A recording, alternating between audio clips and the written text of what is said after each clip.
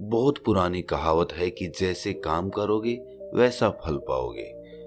इस बात में कितनी सच्चाई है, शायद इसका जवाब हम किसी के पास नहीं होगा, क्योंकि हमने इस पर कभी प्रयोग करके देखा ही नहीं। हम कहते तो हैं कि अच्छे कर्मों का फल अच्छा होता है, लेकिन आप अपने मन से पूछिए, क्या आप ये बात पूरे विश्वास के साथ कह सकते हैं? लेकिन जरा सोचो कि आप ये एक प्रयोग के माध्यम से समझ लेते हैं कि कर्मों का फल कैसे मिलता है, तो आपकी सारी शंकाएं, सारे सवाल खत्म हो जाएंगे। क्योंकि बिना प्रयोग किए इंसान की बुद्धि पूर्ण रूप से किसी बात पर विश्वास नहीं कर सकती। अगर वो बिना प्रयोग के उस पर विश्वास करता है तो वो अंधविश्वासी कहलाता है। आज की जो बोध कहानी मैं आपको सुनाने वाला हूँ, उसमें आपको कर्मों का एक ऐसा विज्ञान पता चलेगा जिसके बाद आप कर्मों के माध्यम से अपने जीवन में सफलता पा सकते हैं। आपकी बुद्धि ये मानने पर विवश हो जाएगी कि हाँ, कर्मों का फल हमेशा मिलता है। इससे पहले कि आप इस कहानी में खो जाएं, इस चैनल को सब्सक्राइब जरूर कर लें। तो चलिए कहानी शुरू करते हैं। एक बौद्ध भिक्षु और उनका एक शिष्य एक जंगल में कुटिया बनाकर रहते थे। बौद्ध भिक्षु अब बूढ़े हो चुके थे और उनका शिष्य अभी जवान था। बूढ़े बौद्ध भिक्षु बहुत ही बड़े ध्यानी व्यक्ति थे। जब वे ध्यान करने बैठते थे तो 2-3 दिनों तक ध्यान में ही रहते थे। बूढ़े बौद्ध भिक्षु के पास एक बहुत ही अनोखी शक्ति थी कि वो ध्यान की अवस्था में भविष्य को भी देख लेते थे। एक दिन जब वो ध्यान कर रहे थे तो उन्होंने देखा कि आज से 8वें दिन उसके उस युवा शिष्य की मृत्यु हो जाएगी।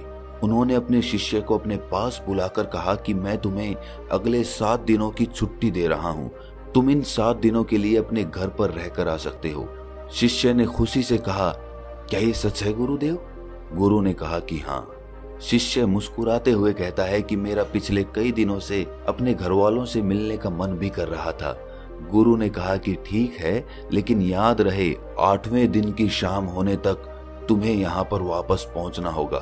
शिष्य ने हाँ में सर हिलाते हुए कहा, ठीक है गुरुदेव, पहुंच जाऊंगा, लेकिन आप अपना ख्याल रखिएगा। अब आप बूढ़े हो चुके हैं। आश्रम का कोई भी काम हो आप उसे मेरे लिए छोड़ देना, मैं वापस आते ही उसे कर दूंगा। इसके बाद शिष्य गुरु का आशीर्वाद लेकर पहाड़ी से नीचे उतर गया, बिना ये देखे कि गुरु की आंखों में अपने शिष्य को खोने का कितना दर्द था। शिष्य के गांव के रास्ते पर एक नदी पड़ती थी। उस नदी के किनारे चींटियों के बहुत सारे टीले थे, जहां लाखों चींटियां रहती थी। उनमें से कुछ चींटियां लगातार टीले के अंदर जा रही थी, वहीं कुछ चींटियां बाहर आ रही थी, जिससे कुछ चींटियां एक दूसरे से टकरा जाती थी और अपना रास्ता बदल लेती थी। ये सब देख उस शिष्य को बड़ा आनंद आ रहा था। वो कुछ देर वहीं पर खड़ा होकर उन चींटियों को देखता रहा। फिर अचानक उसका ध्यान उस नदी की तरफ गया। उसने देखा कि नदी का पानी धीरे धीरे बढ़ रहा है, जिससे नदी से उठने वाली लहरें चींटियों के टीले के पास पहुंच सकती है, जिससे ये लाखों चींटियां बेवजह मारी जाएंगी। ये सोचकर उसने तुरंत ही अपने ऊपर के कपड़े उतारे और उसमें मिट्टी भर के चींटियों के टीले के चारों तरफ एक घेरा सा बना दिया। साथ ही उसने बड़े ही कलात्मक तरीके से मिट्टी को काटकर एक छोटी सी नाली बना दी, ताकि लहरों से आने वाला पानी नाली के माध्यम से वापस नदी में चला जाए। इसके बाद वो नदी पार करके अपने घर चला गया। अपने घर पहुंचने के बाद उसके 8 दिन कब बीत गए उसे पता ही नहीं चला। 8वें दिन उसे याद आया कि आज शाम तक तो गुरुजी ने आश्रम में वापस लौटने का आदेश दिया था। उसने उसी रात अगली सुबह आश्रम के लिए निकलने हेतु सारी तैयारियां कर ली थी। सुबह होते ही वो आश्रम के लिए निकल पड़ा। उसे उम्मीद थी कि शाम होने से पहले वो आश्रम में पहुंच जाएगा। शाम हो चुकी थी। यहाँ गुरुदेव आश्रम में बैठे बैठे ये सोच रहे थे कि आज तो 9वां दिन है, अब तक मेरा शिष्य इस दुनिया को छोड़ चुका होगा। वो इस बात से काफी दुखी था कि वो मरने से पहले आखिरी बार अपने शिष्य को देख भी ना सका। गुरु बैठे बैठे ये सब सोच ही रहे थे कि दूर से एक इंसान आता हुआ दिखाई दिया। उन्होंने ध्यान से देखा तो चौंक गए, अरे ये तो मेरा शिष्य है। गुरु ने दौड़कर शिष्य को गले से लगा लिया, लेकिन वो इस बात से अचंभित भी थे कि 8 दिन बीत जाने के बाद भी वो शिष्य जिंदा कैसे रहा। गुरु ने शिष्य से कहा कि यहाँ से जाने के बाद तुमने जो कुछ भी किया है मुझे बताओ।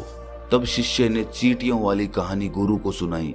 कहानी सुनते ही गुरु को ये समझते देर ना लगी कि शिष्य ने लाखों चींटियों की जान बचाई थी और उसके इसी कर्म का परिणाम है कि शिष्य को एक लंबा और एक खुशहाल भरा जीवन प्राप्त हुआ है।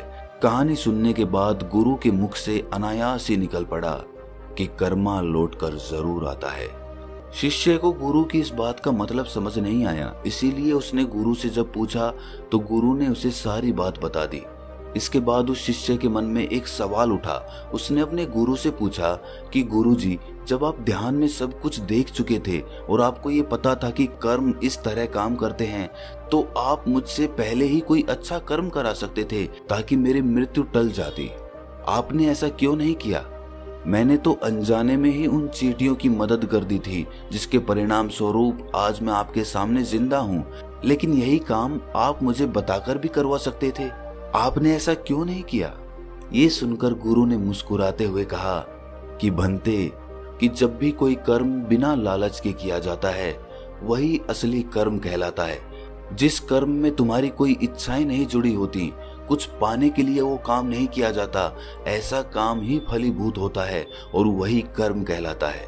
अगर मैं तुम्हारी मृत्यु को टालने के लिए तुम्हें ये प्रक्रिया करने के लिए कहता तो तुम वो कर्म किसी मकसद को पाने के लिए करते, और जब तुम उस मकसद को पाने के लिए करते तो उसमें तुम्हारा लालच जुड़ जाता, जिसके परिणाम स्वरूप तुम्हें उस कर्म का पूरा लाभ नहीं मिल पाता।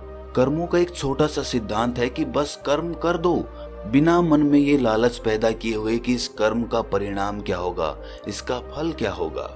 अक्सर इंसान जब किसी को दान करता है तो उस दान के साथ उसके मन में जुड़ा होता है कि मैं दान कर रहा हूं तो मेरे साथ अच्छा जरूर होगा, मेरा साथ भगवान जरूर देंगे। और जिंदगी में बहुत सारे कर्म हम इसी तरीके से करते हैं, जिसके परिणाम स्वरूप हमें उस कर्म का पूरा लाभ नहीं मिल पाता, और बाद में हम ये सोचते हैं कि कर्म तो काम ही नहीं करते, कर्मों के सिद्धांत तो मिथ्या हैं, झूठ हैं।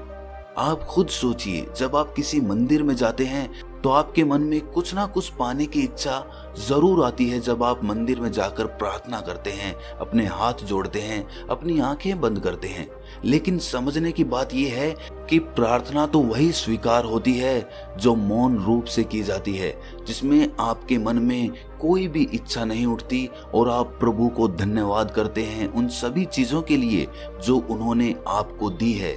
इंसान को मंदिर में भिखारी बन के नहीं, राजा बन के जाना चाहिए, ताकि आप मौन भाव से परमात्मा का धन्यवाद कर सकें। लेकिन ऐसा प्रयोग करना है थोड़ा कठिन। जब भी आप कोई काम करेंगे तो आपके मन में उसका फल जरूर आएगा। आप जरूर सोचेंगे कि मैं ये काम कर रहा हूं तो मेरे साथ ये अच्छा होगा। इसीलिए ध्यान करते हुए अपने मन को मौन बनाएं, अपने मन को शांत बनाएं और वर्तमान में रहकर बिना भविष्य की चिंता किए हुए कर्म करते जाइए। आपको फल जरूर मिलेगा, लेकिन आपको उस फल के बारे में सोचने की जरूरत नहीं है, वरना तो आप गलत दिशा में फंस जाएंगे। तो दोस्तों, कैसी लगी ये कहानी आपको कमेंट सेक्शन में जरूर बताना, और अच्छी लगी तो इस चैनल को सब्सक्राइब जरूर कर लेना। तो मिलते हैं अगली कहानी में, तब तक के लिए अपना ख्याल रखें।